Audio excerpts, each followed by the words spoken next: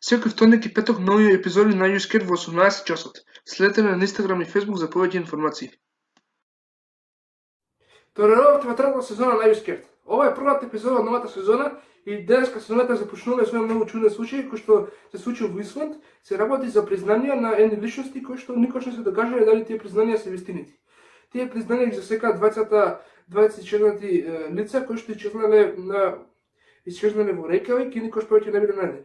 Мислам дека мораме веднаш да влеземе во содржината. Рано наутро на 26 јануари 1974 година.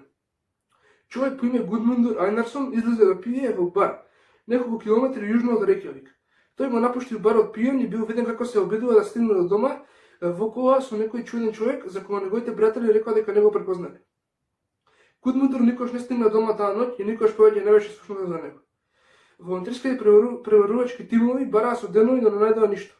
Околу 10 месеци подоцна, на 19 јануари 1974 година, исчезна друг човек, граднежен работник по име Герфинур Ейнарсон, без релација со Гудмунdur Ейнарсон.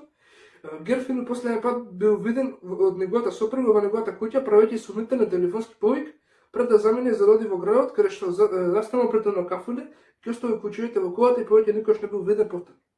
Така, значи, многу малку детали има за исчезнувањето на овие двајца личности во Рејкјавик, Исланд. Со други зборови, првиот човек Гудмунdur Айнарсон излегол да пие во некој бар. Подоцна, кога си оде во тој бар, се враќал дома со помош на некој човек и неколку пријатели го виделе на пат како он се вози со човекот во колата, и тој човек го пише како чуден човек кој што не го препознале. И после тоа, кога се враќа дома, веќе никош не го пронајден. Вториот исчезнал човек е Герфинур Ейнарсон, значи овие двајца имаат исти презимења, но не биле во никакво роднинско сродство. Герфинур сепак тој бил виден последен пат од жена му дома, значи тој бил дома и подоцна некој му се јавил на телефон и тој искочил за да оди да се види со него. Последен пат бил виден како се паркирал пред едно кафуле. Пишува тука дека ги оставил кучијата во колата, излегол да оди негде и не бил никош повеќе виден и мораме да продолжиме. Втората група за пребарување не е никаква трага за Герфинур и тоа беа две исчезнувања за помалку од една година без никакви траги. Ова ја натера полицијата да ги продолжи своите напори, обидувајќи се да открие кој му се јавил на Герфинур безуспешно, давајќи предпоставка дека човекот е надвор од градот. По една година полицијата се уште немаше осомничени, немаше докази и најважно немаше тела. Но зборувања почна да се вртат околу случајот, правејќи притисок врз властите. Ова заврши со апсењето на еден Сајвар Циселски и неговата девојка Ерва Буладодир. Двајца ситни криминалци. Ерва и Сајвар се преселиле во Копенхаген кратко време по исчезнувањето на Герфинур пред да се врата во Рејкјавик следната година кога Ерва забременила. За да го издржи своето растечко семејство, Сајвар одлучи да се обиде да прошверцува дрога во Исланд, поради што Ерва го напуштила. Ова е, мислам, дека многу лош начин да заработиш за твојата фамилија, нели тој наскоро ќе имал бебе и морал да заработи на некој начин и одлучил тоа да го направи со шверцување на дрога, што по мене е многу глупаво, можам да речам.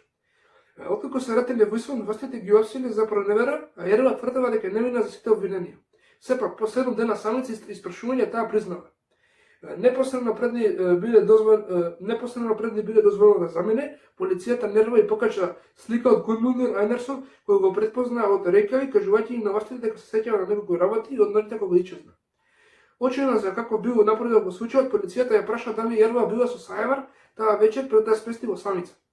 Повеќе недели самица, како и закани за трајно задржување, Ерва се сомневаше во нејзините сеќавања и на крајот призна дека видела како Сајвар и тројца негови пријатели го носат телото на Гудмунdur надвор од нејзиниот стан.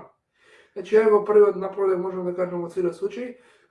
Ерва, девојката на човекот што шверцува дрога, била со полицијата со недели ја ставила во самица, ќе се навратиме на тоа подоцна за како полицијата се справила со случајот фрлаќајќи ги сите осомничени во самица. Значи, ќе се вратиме на тоа подоцна. Овде, значи, ја фрлиле Ерва во самица и по неколку недели седење во самица таа признава дека ги видела нејзиниот дечко и уште тројца луѓе како го влечат Гудмунdur од нејзиниот стан и го носат некаде. Следниот ден Сајвар, кој беше во самица од апсењето, исто така беше испрашуван 16 часа во текот на 2 дена. По ова време тој исто така потпише признание кое го вмеша во исчезнувањето на Гудмунdur. Кристијан Видерсон, Тригви Лејвсон, како и Алберт Скафтасон. Троцата луѓе кои Ерова ги спомена беа донесени и држани во самица со недели за да признаат. Откако едното исчезнување беше решено, полицијата се обрати кон истите осумничени за другото и ги фрли сите во самицата дека тројца од нив не признаа. За жал на полицијата, приказните од трите лица постојано се менуваа, со што локацијата на убиството се менуваше повеќе пати, од брод до убивање на копно. Значи така тие тројцата луѓе што Ерова ги споменува и полицијата нив ги фрлила во притвор. Подоцна тие признале дека го биле вмешани во исчезнувањето на Гудмундур и полицијата си рекоа, нели, кога овој метод не успеа, ги фрлевме во самица и призна за првото исчезнување на Гудмундур, зашто да не го направиме истото за да извлечеме признание и за исчезнувањето на Герфинур. Во една од верзиите на овие признанија, Видерсон споменал човек со странски изглед, за кој се на крајот се сомнева дека е Гудјон Скарфединсон, стар учител на Сајвар.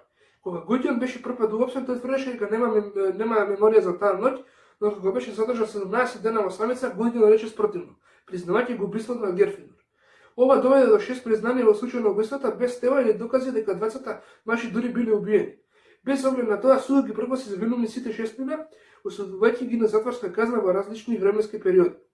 Сите осумничени беа вкупно држани во самица од 3 месеци до 2 години пред да им се суди. Значи ова што кажа претходно, властите многу долго ги држале во самица, тие биле толку очени да го решат случајот што првите осумничени што ги нашле ги терале нив да признаат, без разлика дали верувале дека тие се вмешани во исчезнувањето или не. Значи ги држале во самица многу долг период, пишува нели од 3 месеци до 2 години биле држани во самица. И од тука нели доаѓа дали на тие навистина биле вмешани во исчезнувањето или само сакале да го кажат тоа затоа што им било смачено толку самица, нели од тука може да им се појават психички проблеми затоа што биле многу долго период во самица и го измислиле нивното вмешување во исчезнувањето. Експерт за важни признанија во еден момент рече: овие лица немаат апсолутно никакво знаење за тоа што се случило со исчезнаните лица. Тие само се обидуваат да смират полицијата. Тие се обидуваат да бидат кооперативни, бидејќи знаат дека ако не соработуваат со полицијата, ќе беа фрлени во самица уште подолго. Значи така тоа што кажав, тие без никакви докази полицијата некако ги фрлила во самица и овие осумничени можеби не биле вмешани, но само за да соработуваат со полицијата и за да не бидат уште подолго чувани во самица, им кажале некои детали. И не се знае дали тие детали биле измислени во врска со исчезнувањето на Гудмундур и Герфинур и затоа сега мораме да влеземе во теориите за тоа што се случило со Гудмундур и Герфинур Енарсон. Првата теорија е дека полицијата навистина го решила случајот, а Гудмундур и Герфинур беа убиени од 6 осумничени. Единствена доказ за овој случај е исчезнатата постелнина на Ерова, за која таа рекла дека ичезнала еден ден откако ичезнал Гудмундур, а полицијата се сомнева дека била користена за носење на неговото тело. Меѓутоа, во ниту еден случај, ни во првиот, ни во второто исчезнување нема тело и од тука не може да се потврди оваа теорија, иако сите осумничени беа обвинети за убиствата. Значи, така првата теорија е тоа што како што биле осумничени за убиствата, односно дека сите 6 осумничени некако биле мешани во исчезнувањето на двајцата личности. Мислам дека оваа теорија може да биде точна, исто така. Па да, 50% може на дана, нели 50% на оваа теорија, 50% дека тие исчезнали и затоа мораме да влеземе во втората теорија. Втората теорија е дека ниту Гудмундур, ниту Герфинур Енарсон биле убиени, туку едноставно исчезнале на доброволен начин или пак биле дел од некоја несреќа. Исланд беше земја со голем процент на исчезнувања во 70-тите и беше многу вообичаено луѓето да исчезнуваат без да бидат пронајдени. Исчезнувањата биле толку популарни што дури влегли во фолклорот на земјата. 40 години после исчезнувањето на Гудмундур и Герфинур, овој процент не се зголема, што значи дека поголем процент на исчезнување имало во само 70-тите, него во сите 40 години после нивното исчезнување. Втората теорија, како што кажаме, е дека тие не биле убиени од шесторицата осумничени, тука едноставно исчезнале, дали на доброволен начин или нешто се случило со нив, затоа не биле пронајдени телата.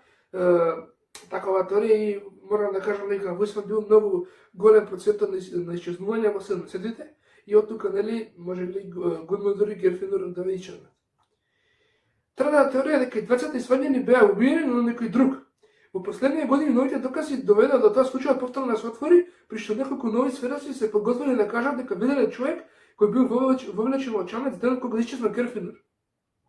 Идентитетот на човекот никош не го дознаем, но од описот на сведоците може да се примети дека тој човек не бил ниту еден од горе споменатите осумничени.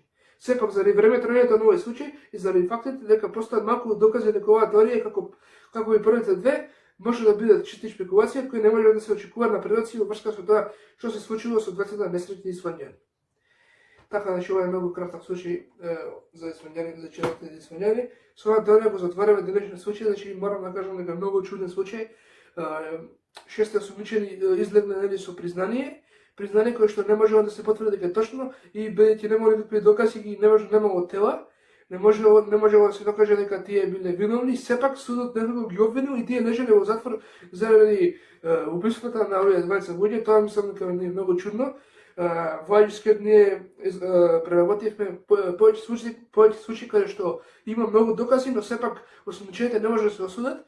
Овде е спротивно, значи имамо малку докази, но сепак заради нивните признанија тие биле осудени. Втората теорија мислам дека ми се дополња дека тие едноставно исчезнале и дека овие осумничени што прочитавме не биле убиците. Додека третата теорија може да биде 100% точна. Значи, третата теорија дека тие биле киднапирани и убиени од некој друг човек. Ова ми се допаѓа затоа што нели властите не барале подалеку, тие нели наишле на осумничените и истисирале од нив да извлечат признание и нив да ги осудат, а не барале подалеку, не барале други осумничени и мислам дека можеме да затвориме оваа епизода, првата епизода на Ајускет.